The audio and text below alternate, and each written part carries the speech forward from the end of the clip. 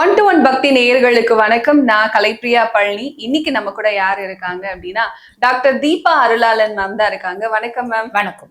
குரு பயிற்சி வந்தாலே எல்லாருக்குமே ஒரு சந்தோஷம், பூரிப்பு எல்லாமே இரட்டிப்பு 2 மடங்கா மாறிடும். ஏன்னா பொதுவாவே சொல்லுவாங்க, குரு கொடுத்தாருன்னா அதை யாராலும் தடுக்கவே முடியாது, கொட்டி கொட்டி கொடுக்க போறாரு அப்படின்னு சொல்லிட்டு. இந்த குரு பயிற்சி 12 வருடத்துக்கு அப்புறமா கடகத்துல உச்சமாகிறாரு குரு. எப்படி இருக்கு மேம் பொதுவா? இந்த குரு பயிற்சி நீங்க சொன்ன மாதிரி 12 ஆண்டுகளுக்கு ஒரு முறை நடக்கக்கூடிய குரு பயிற்சி அப்படின்னு சொல்லலாம். ஏன்னா 12 வருஷம் கழிச்சு திருப்பி ஒரு கடகத்துல உச்சம் பெற்று அமருவாருமா. ஆக இது எப்படி இருக்கு? பிளஸ் என்ன அப்படின்னா, அவர் 12 வருடத்துக்கு ஒரு முறை அமர்றது பெரிய பிளஸ்ன்னு சொல்றதை விட, அவர் உச்சம் பெற்று அமர்றது பெரிய பிளஸ்ன்னு சொல்றதை விட, சனி மேல அவரோட 9ஆம் பார்வை படியுது. புரியுதுங்களா? ஆக இப்ப சனி பாத்தீங்கன்னா மீனத்துல இருக்காரு இல்லைங்களா? குருனோட 9ஆம் பார்வை அவர் மேல படியுது. சனி ஏறக்குறைய 6 ராசிகளுக்கு கெடுக்கணும் அப்படின்ற விஷயத்துல இருக்காரு.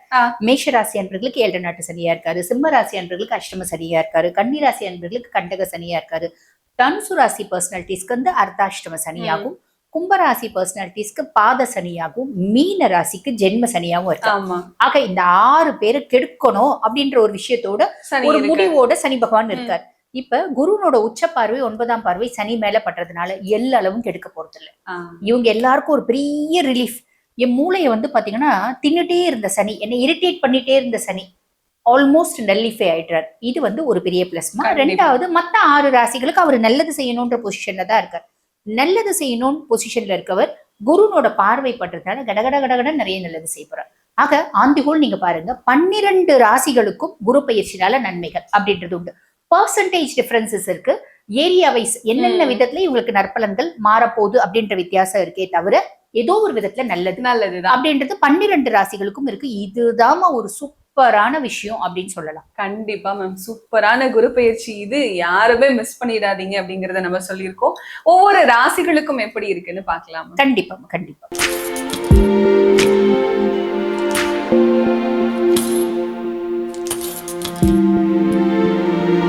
அடுத்ததா சிம்மராசிக்காரர்களுக்கு இந்த குரு பயிற்சி எப்படி இருக்கு மேம்? குரு பகவான் பாத்தீங்கன்னா 12ஆம் பாவத்துல அமர்ந்திருக்காரு. இந்த 12ஆம் பாவம் அப்படின்றது என்ன சொல்லுவாங்கன்னா, அயன சயன போஜன மோட்ச விரயஸ்தானம் அப்படிம்பாங்க. ரொம்ப நாள் கழிச்சு சிம்மம் நல்லா தூங்க போறாங்க. இவ்வளவு நாள் ஏன் தூங்காம என்ன பண்ணியிருந்தாங்க அப்படின்ற கேள்வி உங்களுக்கு வரும் இல்லைங்களா? சிம்மம் பாருங்களா அஷ்டமத்து சனியில இருந்தாங்கம்மா.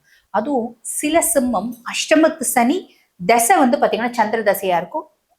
தசநாதன் அஷ்டமத்துல போயிருப்பேன், இன்னும் கஷ்டம். அந்த மாதிரி சில ஜாதகங்களை நாங்க பாக்குறோம். கண்டிப்பா. புரியுதுங்களா? மன ரீதியான எக்ஸ்ட்ரீம் குழப்பம், ஃப்ரஸ்ட்ரேஷன் அதெல்லாம உங்களுக்கு சேர்ந்துக்கும். புரியுதுங்களா? பொதுவா அஷ்டமத்து சந்திரன் அப்படின்னாலே ஜெயில் வாசம் அப்படிம்பாங்க. எல்லாரும் ஜெயிலுக்கு போயிடுவாங்களா? இல்ல, தன்னைத்தானே தனிமைப்படுத்திக் கொள்றது, தன்னைத்தானே பாத்தீங்கன்னா சில வாரங்களாவது தனியா இருக்கிறது, சில மாதங்கள் சில வருடங்கள் எக்ஸ்ட்ரீம் குழப்பம், சைக்கோட்டிக் ட்ரக்ஸ் எடுக்கிறது, இந்த மாதிரிலாம் வருது. அந்த மாதிரி தசை சிலர் அப்படியும் பாத்தீங்கன்னா வராங்க. சிலர் கேத்து தசையில வராங்க. ஆக சிம்மம் முதல்ல அஷ்டமத்து சனி தசையில 2வது கூட போலாம். அஷ்டமத்து சனியை சிம்மத்தை என்ன பண்ணாரு அப்படின்னா, சிம்மம்க்கு கௌரவம் ரொம்ப முக்கியம், பிரஸ்டீஜ் ரொம்ப முக்கியம். நாங்க பிரஸ்டீஜ் பண்ண நாங்க எக்காரணத்து கொண்டு இறங்கி போக மாட்டோம். அவங்களுக்கு மரியாதை ரொம்ப முக்கியமா. அவங்க டிக்னிட்டியை ரொம்ப பார்க்கக்கூடிய பர்சனாலிட்டிஸ். நான் சாப்பாடு இல்லாம கூட இருந்துருவேன், சுயமரியாதையை விட்டு கொடுக்க மாட்டேன். அந்த எண்ணம் சிம்மத்துக்கு சாலிடா உண்டு. அப்ப அந்த செல்ஃப் ரெஸ்பெக்டை விட்டு கொடுக்கக்கூடிய சூழ்நிலை நிறைய சிம்மத்துக்கு வந்துச்சு. வேற வழி இல்லை.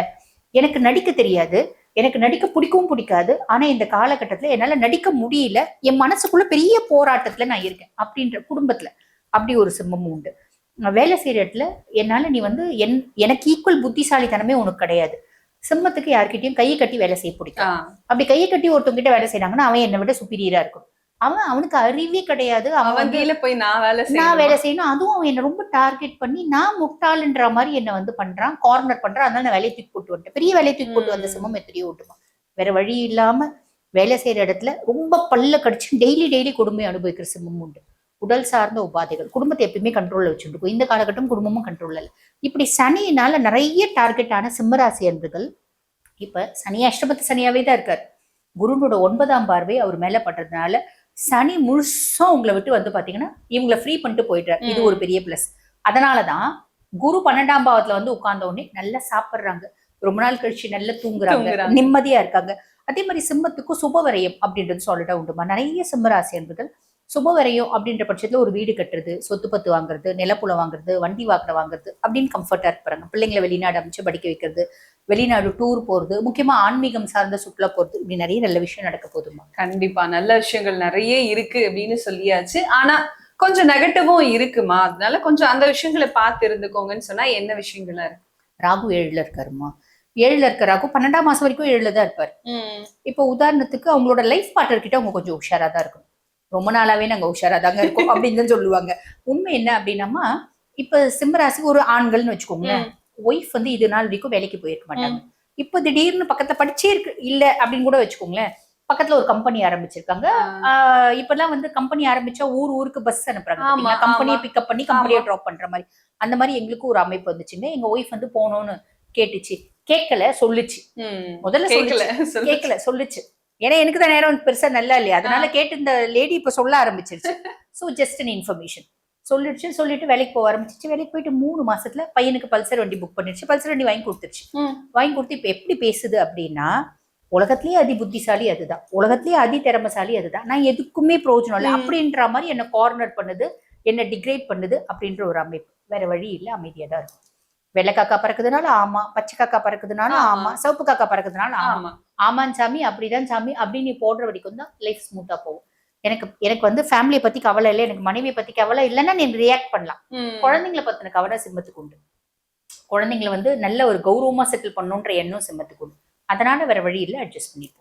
மற்ற உறவுகள் கிட்ட எல்லாம் எப்படி இருப்பாங்க சிம்மம்? ஏன்னா கணவன் மனைவிக்குள்ளேயே நம்ம எப்படி சொல்லிட்டோம், சோ மற்ற உறவுகள் கிட்டயாவது சுமூகமான நிலை இருக்கும். அம்மா கூட நல்ல ஒரு ஸ்மூத்தான ரிலேஷன்ஷிப் இருக்குமா. ஏன்னா வந்து சுகஸ்தானத்தை வந்து குரு பாக்குறாரு, அதனால அம்மானோட சப்போர்ட் பரிபூர்ணமா கிடைக்கும். பொதுவா வந்து பாத்தீங்கன்னா சிம்மம் வந்து மேல பாக்குறதுக்கு பலாப்பழம் அது கரட முரடா இருப்பாங்க, உள்ள வந்து ரொம்ப இனிமையான பர்சனாலிட்டிஸ். நான் நம்ப மாட்டேன், நம்மனா 100% நம்புவேன். இதுதான் வெச்சா குடுமி இல்லைன்னா மொட்டை, இதுதான் நாங்க. அப்ப அவங்களுக்கு வந்து பெருசா நம்ம முன்னமே சொன்ன மாதிரி ஏமாத்த தெரியாதுமா, நடிக்க தெரியாது, நடிக்க பிடிக்காது. இப்ப நம்ம உங்களுக்கு பெருசா நடிக்க தெரியாது அப்படின்னு சொன்னா, நடிக்க தெரியாது இல்லை எங்களுக்கு நடிக்க பிடிக்காது அப்படி அதுலயும் அப்படி சொல்லுவாங்க, புரியுதுங்களா. அவங்க கெத்த வந்து எப்பயுமே அவங்க யார்கிட்டயுமே விட்டு கொடுக்க மாட்டாங்க. அவங்களுக்கு பிடிச்ச ஒரு விஷயம், இப்ப நம்மளுக்கு பிடிச்ச ஒரு விஷயம். இப்ப ரிஷபத்தை நீ வந்து கச்சா முச்சா ட்ரெஸ் பண்ணி நீட்டா இல்லாம டீசென்டா இல்லாம வந்து உட்காருன்னா ரிஷபம் செய்யுமா? செய்யாது. அது மிதனத்தை பேசாம இருந்தா சாப்பிடாம கூட இருக்கும், பேசாம இருக்காது. புரியுதா? அந்த மாதிரி ஒவ்வொரு ராசிக்கும் ஒரு குணாதிசயம் அப்படின்றது உண்டு. அந்த மாதிரி சிம்மத்துக்கு எப்பயுமே வந்து இந்த ஜெயம் ரவி சார் ஒரு படத்துல சொல்லுவாங்க, எனக்கு கிக்கு வேணும் அப்படின்னு, அந்த மாதிரி உங்களுக்கு கெத்து வேணும், எனக்கு ரெஸ்பெக்ட் வேணும். இப்ப சிம்மராசிக்காரர்களுக்கு எதிர்பாராத ஒரு விஷயம் நடக்கும்னு சொன்னா என்ன விஷயமா இருக்கு?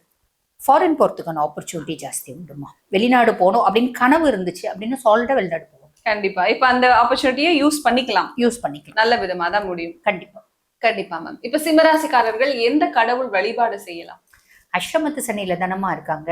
என்ன வந்து சனி மேல குருனோட பார்வை இருக்கு அப்படின்னாலும், குரு அதிசாரமா பயிற்சி ஆகும் போது சனி மேல இருந்து குருனுடைய பார்வை அகலும் விலகும். அப்ப சனிக்கு அப்படின்னு உரிய மரியாதை கொடுக்கணும். சனிக்குன்னு உலகிலேயே வந்து பாத்தீங்கன்னா அஷ்டமத்து சனிக்குன்னு இருக்கக்கூடிய ஒரே ஒரு பரிகார ஸ்தலம் அறந்தாங்கி பக்கத்துல இருக்க எட்டியத்தடி, அங்க இருக்க அகஸ்தீஸ்வரர். பொழிச்சலூர்ல இருக்க அகஸ்தீஸ்வரர். சென்னை சுத்தி இருக்கவங்க அவ்வளவு தூரம் போக வேண்டாம். பொழிச்சலூர்ல அகஸ்தீஸ்வரர் சனியே சென்முத்திரையோட காட்சி கொடுப்பார். அவரோட தோஷ நிவர்த்திக்காக ஈசனை வழிபாடு பண்ண ஸ்தலம்.